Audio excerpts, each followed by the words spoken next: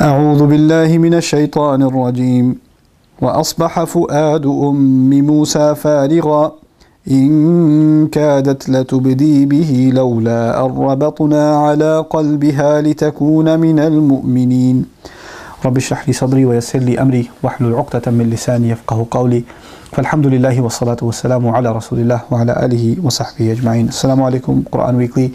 We are on the 20th juz now, alhamdulillah, we're in the 20s. And this is Surah Al-Qasas, one of my favorite ayat of the surah, talking about the mother of Musa alayhi salam. I picked this ayah because it actually is very close to my heart for many reasons, and most important of which is all human beings will suffer emotionally traumatizing experiences. We're going to be hurt because of loved ones, because of loss of loved ones, because of sickness, because of the pain that loved ones will cause us, like the hurtful things our parents will say to us, or we will say to our parents, or our children will say to us, or the wife and the husband will say to each other, or friends will say to each other, you know, and we're going to go through traumatic experiences in life, like, you know, job loss or home loss, or even worse, you know. There are people, so how many people in the world living in, like, you know, really horrific situations that we can't imagine suffering. Children going through things that I can't imagine my children even close to suffering from, right? And that's a reality that so many people face. And this particular ayah, to me, is an ayah of great hope, because when people get scarred, people get emotionally damaged, then they feel like they're never going to be able to recover and move on with life again. Musa's mother had the colossal task of taking her baby and putting the baby in the water. A mother has to put her child in the water. That is it's not even an imaginable thing a mother can do. But she has two options: watch her child be slaughtered by soldiers before her eyes, or take this child and put him in a basket which hasn't been tested for waterproof navigation by any means, and throw him into the river. Alqihi fil yam, throw him. And Allah says, when she threw him into the water, when she threw the baby into the river, by Allah's inspiration, because she couldn't have gotten herself to do it emotionally, Allah empowered her to be able to do that. He says, وَأَصْبَحَ فُؤَادُ أُمِّ مُوسَى فَارِغًا. Musa's mother's heart was emptied out. Like the trauma of having to let go of her child and watch the child float away into a river, and you can't even access him anymore, and you don't even know what happened to him, if he drowned or not, if a gator got to him, if those horrible soldiers caught him, if it flipped over, she knows nothing. The worst thoughts may be crossing her mind. Allah says her heart was emptied out. فَارِغًا.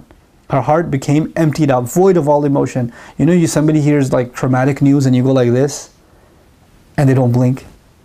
They don't talk. They're just quiet. They're emotionally paralyzed. That's the state she reached.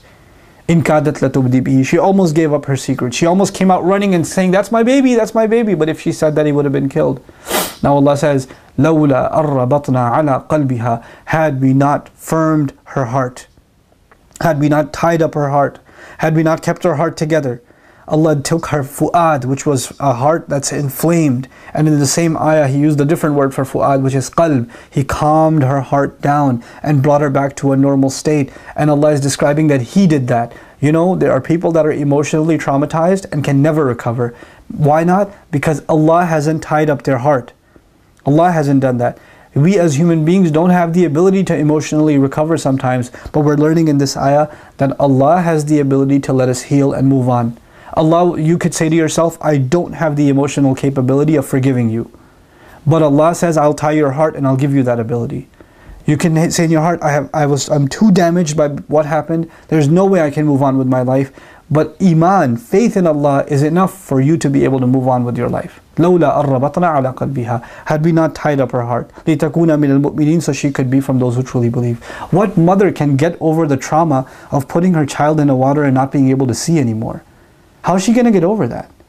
But Allah gave her the strength of heart that not only did she get over it, she was able to think clearly afterwards and send his sister after him. She wouldn't have been able to think at all had Allah not intervened. So Allah will intervene into our emotional states. He will intervene. And she's not a prophet. She's just a believer, which means this is an opportunity for you and me. Whatever emotional trauma you're going through, know that Allah can intervene and give you peace of mind, peace of heart. And He can give you tranquility again. Whether it's anxiety, fear, whether it's grief, whether it's anger, whatever emotion, whatever thing has happened that's scarred you, that's left you scarred, Allah can remove that scar entirely. And I pray that you are able to ask Allah for that genuine removal of scar, and that Allah Azza wa Jal gives you that firmness of heart so you can be from those who truly believe and can live a healthy spiritual life and healthy emotional life. Barakallahu li wa lakum. Wassalamu alaikum wa rahmatullahi wa barakatuh.